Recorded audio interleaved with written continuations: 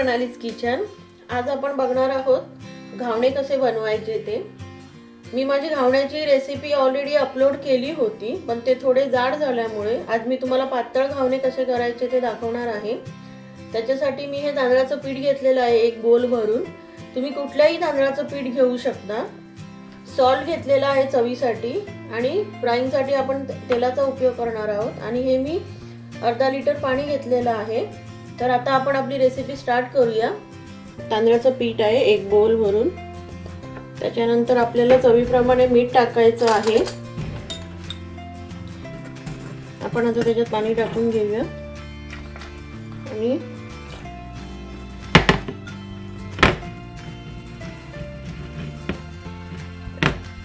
आपल्याला पातळ करायचं आहे, त्याच्यामुळे हळूहळू पाणी ओतून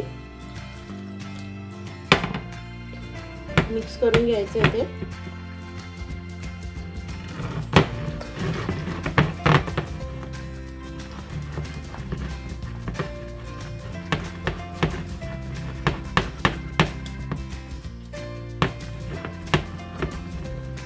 त्याच्या गुठळ्या करायच्या नाहीयेत, एकदम स्मूथ झालं पाहिजे ते।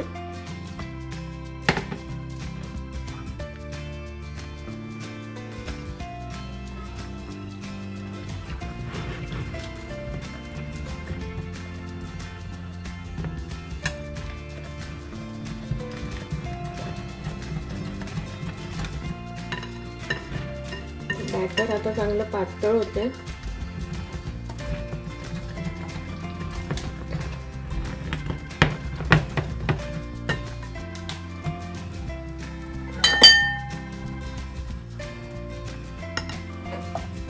आपल्याला अजून थोडं पातळ करायचंय। मी पाणी टाकते अजून।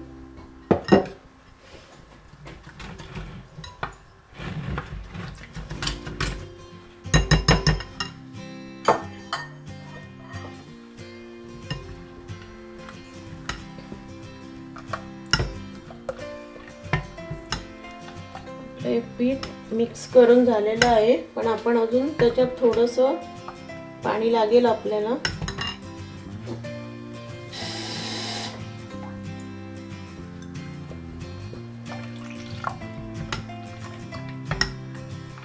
आपलं आता हे पूर्णपणे मिक्सिंग झालेलं आहे। याच्यात जवळजवळ अर्धा लिटर पाणी टाकलंय मी एका बोलसाठी।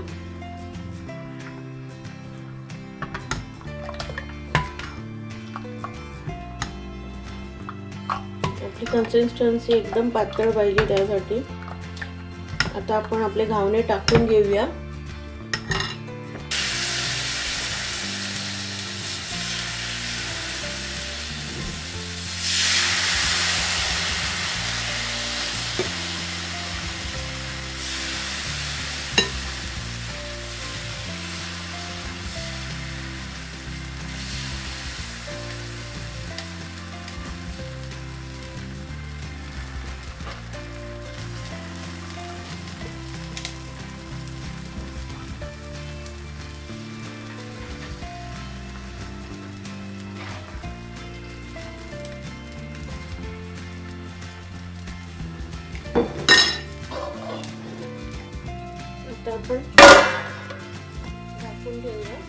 आपण आता झाकण काढून चेक करून घेऊया।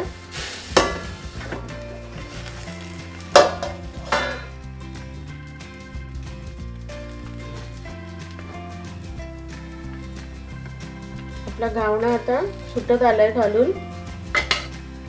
आपण तो पूर्ण सुटायची वाट बघूया। आपला घावणा आपण टर्न करून घेऊया। ऍक्च्युली टर्न करत नाहीत, पण आपण तो बघूया काही फरक पडतो का। दोन्ही साइडने चांगला शिजला जातो तो।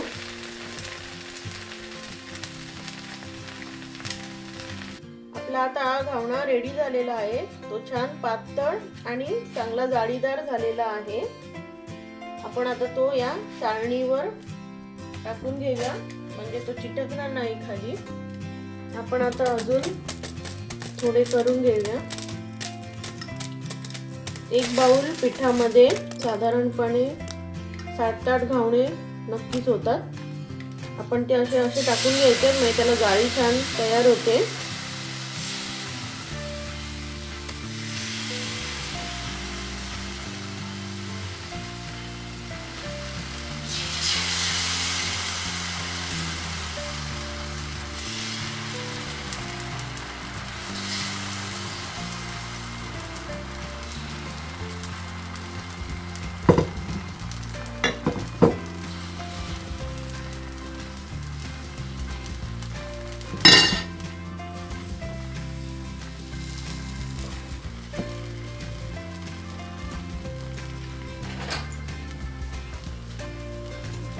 झाकून ठेवूया. आपण आता चेक करून घेऊया.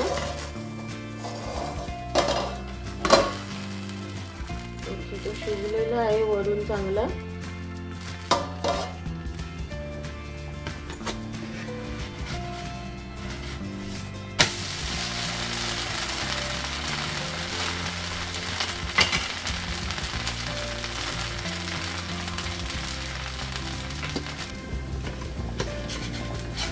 आपला हा घावणा सुद्धा आता रेडी आहे.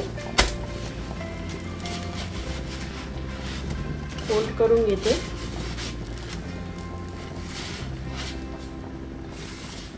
अशा प्रकारे आपले हे घावणे छान तयार झालेले आहेत आणि हे पातळ आणि जाळीदारी झालेले आहेत. तुम्ही हे घरी नक्की ट्राय करा आणि मला तुमच्या काही रेसिपी असतील तर शेअर करा.